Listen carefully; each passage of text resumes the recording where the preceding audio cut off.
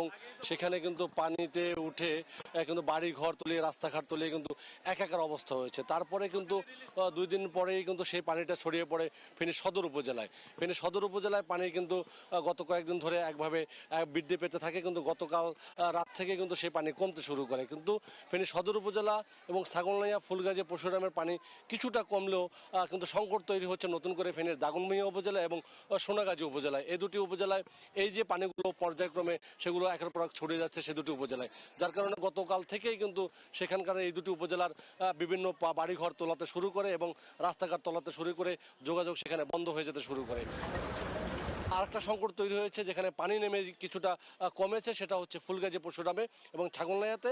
সে পানি কমে যাওয়ার কারণে কিছুটা কমার কারণে কিন্তু এখন আগে যেখানে বোট নিয়ে বা বিভিন্ন ডিঙ্গি নিয়ে নৌকা নিয়ে সেখানে উদ্ধার অভিযান চালাতো, মানুষের খাদ্য বা ত্রাণ সহায়তা পৌঁছাতো, সেখানে কিন্তু এখন সে ডিঙ্গিগুলো যাচ্ছে না, কারণ